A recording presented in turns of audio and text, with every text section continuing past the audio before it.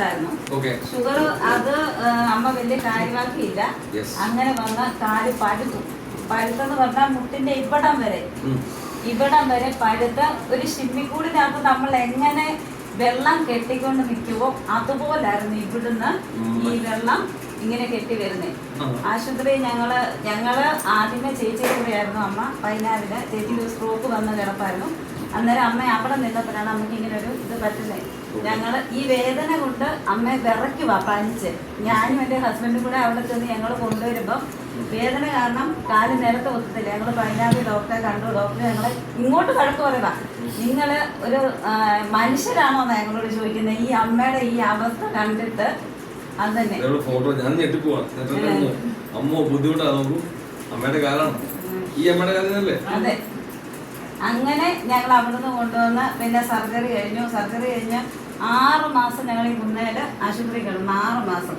അത് കഴിഞ്ഞിട്ടും ഞങ്ങൾക്കൊരു കുറവും വന്നില്ല. അത് കഴിഞ്ഞ് പിന്നെ ആ ഡോക്ടർ പോയി വേറെ ഡോക്ടറെ കാണിച്ചു. അങ്ങനെ കാണിച്ച് ഏറ്റവും ലാസ്റ്റ് ഞങ്ങൾ വിരിക്കത്തോട് കൊണ്ടുവന്ന് ഈ കഴിഞ്ഞ ഇടയ്ക്ക് വിരിക്കത്തോട് പോകാനായിട്ട് ഇങ്ങനെ ഇരിക്കുമ്പോഴാണ് ലവ് ചേച്ചി ഇവർ രണ്ടുപേരും കൂടെ വരുന്നത്.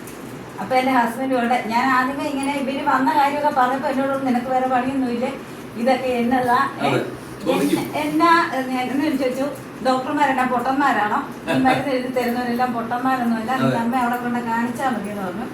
അപ്പോഴാണ് ലവ് ചേച്ചി ഇവരെല്ലാം വന്നപ്പം അവിടെ ഉണ്ടായിരുന്നു. അന്നേരം രതീഷ് എൻ്റെ രതീഷ് പറഞ്ഞു, ലവ് ചേച്ചി ഇത് ശരിയാവുകയാണെങ്കിൽ ചേച്ചിക്ക് ഒരു 6-7 പേര് ഇതേപോലെ തന്നെ അസുഖമുള്ള നമുക്ക് കാണിക്കാമെന്ന് പറഞ്ഞു. അങ്ങനെ പറഞ്ഞു. ഇപ്പോൾ ഒരു കുഴപ്പമില്ല.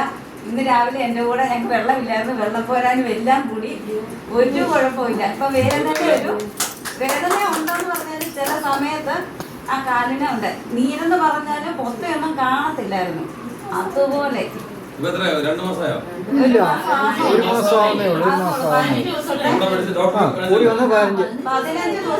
ദിവസം കംപ്ലീറ്റ് ചെയ്തു. അത് കഴിഞ്ഞ് ഇന്ന് എൻ്റെ കൂടെ തീർച്ചയായിട്ടും. അപ്പൊ നമ്മുടെ ആയുസ് ഗ്ലോബൽ കമ്മ്യൂണിറ്റിക്കും ആയുസ് ഹോസ്പിറ്റലിൽ ഒരു നല്ല കൈ കൊടുക്കണം. ഓക്കെ, തീർച്ചയായിട്ടും. ഓക്കെ, ചേച്ചിക്ക് ഒരു വലിയ മോളെ നിൽക്കും. ഓക്കെ, അഞ്ജു അല്ലേ? അപ്പൊ തീർച്ചയായിട്ടും അഞ്ജുവിന്റെ എക്സ്പ്ലനേഷൻ ഞാനേക്കാൾ ഇഷ്ടപ്പെട്ടു. തീർച്ചയായിട്ടും ഞാൻ അതിനെ ബേസ് ചെയ്ത് സംസാരിക്കാം. നോക്കൂ,